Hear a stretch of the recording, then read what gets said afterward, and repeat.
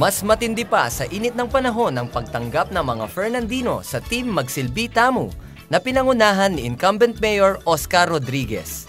Kaya naman hindi pa huhuli sa paglalahad ng napakalaking suporta ang mga residente ng Barangay del Rosario, San Fernando, Pampanga. Kitang-kita ang pagmamahal nila sa butihing mayor at buong tiket ng Liberal Party. At para hindi na magduda ang madla, binansagan pa nila bilang Ocas Country ang kanilang barangay. At mantakin mo, pati covered court na pinagdaluhan ng pagpupulong ay nakapangalan sa kanya. Samot-saring miyembro ng bawat sektor ang dumalo sa napakagarbo at matagumpay na meeting de avance ng Team Magsilbi noong gabi ng ika-21 ng Abril na pinamunuan ni Barangay Captain Enerito Doy Sason. Alas 7 in punto nang magsimulang magtanghal ang iba't ibang grupo ng kababaihan at kabataan para malibang at maengganyo ang mga botante doon. Pati mga bata hanggang sa mga senior citizens. Walang humpay ang kasiyahan na naidulot sa kanila ng mga host at mga nag-perform sa entablado. Kasama pa ang sikat na anak ni Councilor Reden na si Sheena Halili na nagpakitang gilas ng kanyang galing sa pag-host at pagkanta.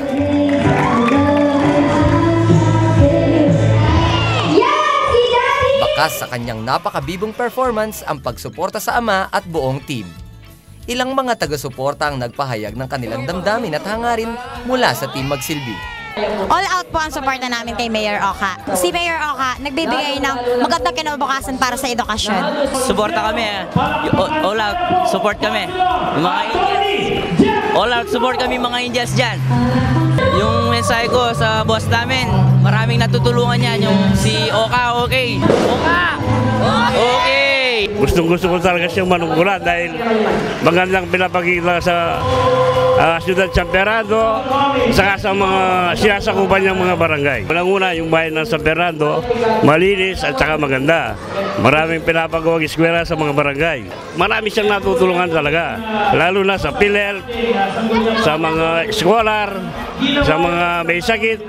Nagpagawa pa siya ng yung klase memorial, sementeryo. Papasalamat ako kay Mayor at saka sa mga sangguniang pangulusod na kasama niya. Maganda ang nagagawa nila. Gusto naming marinig ang maganda nilang plataforma.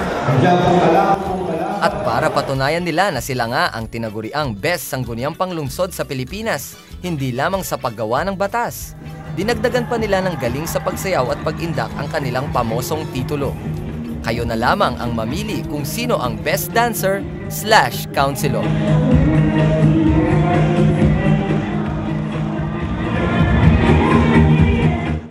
Nakapanayam namin ng ilang miyembro ng tiket na sina Rose Kalimlim, Dr. Leticia Yap at Alex Pacho. Inilahad ni incumbent Councilor Rose Kalimlim ang uri ng pagtanggap sa kanila ng mga Fernandino. Sa amin naman yung Magsilbi team, lalong-lalo na pag nag-house to house kami, malugod kami tinatanggap na bawat barangay na pinupuntahan namin. At kanyang binanggit ang mga proyekto para sa Barangay del Rosario sakaling manalong muli. Dito sa Barangay del Rosario, marami na tayong mga nagawang mga programa dito, kamukha yung mga edukasyon, marami tayong mga scholars dito, mga binabigyan ng PhilHealth.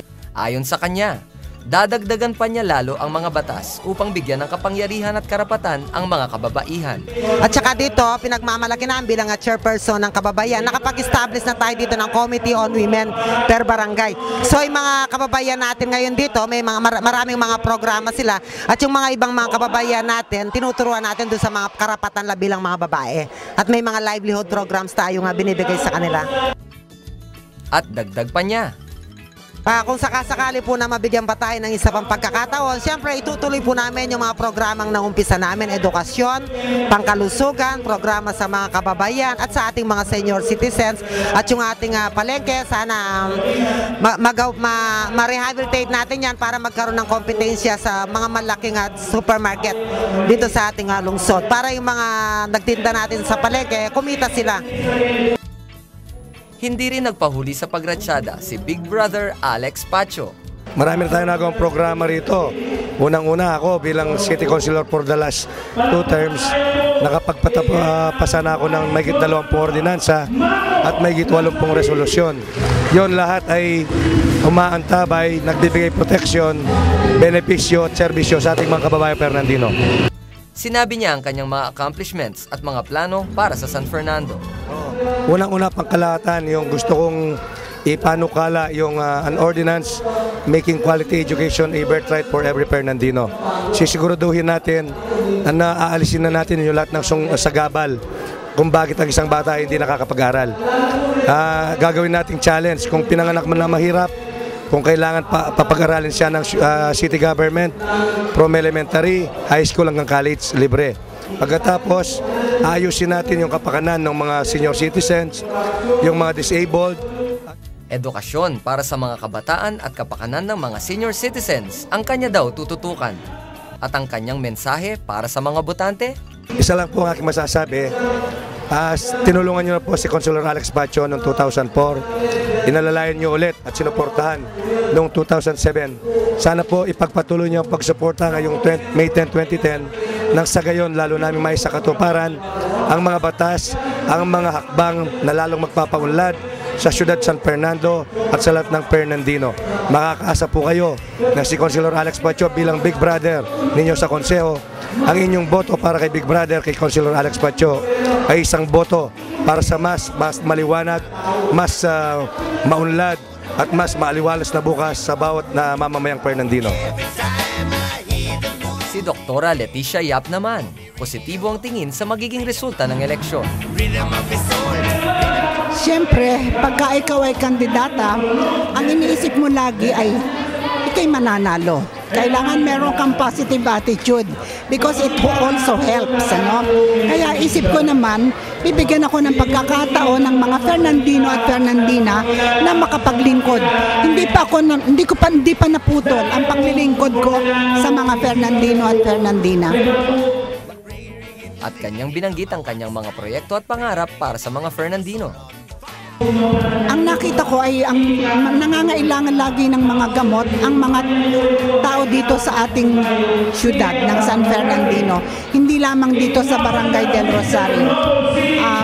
Iba-ibang sakit ng mga bata, ng mga matatanda, ng mga bagong na opera, yun ang kanilang hinihingi ng payo sa akin. Kalusugan ang pangunahing tema ng kanyang kampanya. Kulang tayo ng blood donors dito sa ating syudad ng San Fernando.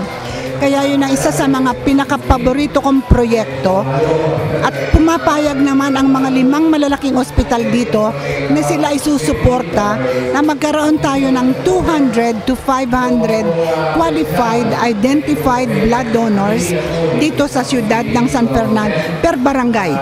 Dito. At syempre, hinding-hindi mawawala ang pahayag ng world-class City Mayor ng San Fernando sa kanyang mga plano at mga proyekto para sa pag-unlad pa ng sinasakupan. Ipagpapatuloy lang yung mga hindi pa natapos na mga programa.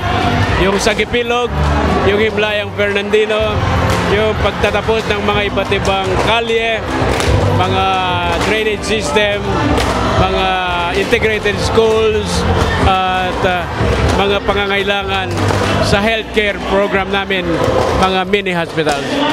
Tuloy-tuloy lang. Ang aming ultimate aim naman, maging kasangkapan para maitaas ang antas ng kanilang pamumuhay. Basta lahat ng Fernandino, may mga trabaho, yung dapat magtrabaho, maligaya na kami. Yung Barangay del Rosario kasi may potensyal eh. Merong isang bumili ng napakalaking lugar na ito para sa development ng Del Rosario, yung mga tinamaan sa lahar. So malaking bagay yan sa development din ng Del Rosario. Alam namin marami dito yung mga mahihirap na mga pamilya, makakapagbigay yan ng trabaho espesyal. At sapagkat bandang norte ito, malapit sa Sindalan, very attractive din sa mga ibang investors. So malaki ang potensyal ng Del Rosario. Ating mga ka-Fernandino, ang pakiusap namin, siyempre, mag-aral, mag-analisa kung sino ang dapat ihalal. Ang ihalal natin, yung mga sigurado tayong hindi tatalikod sa kanila sinumpang tungkulin na proteksyonan at bigyang antabay ang mga Fernandino.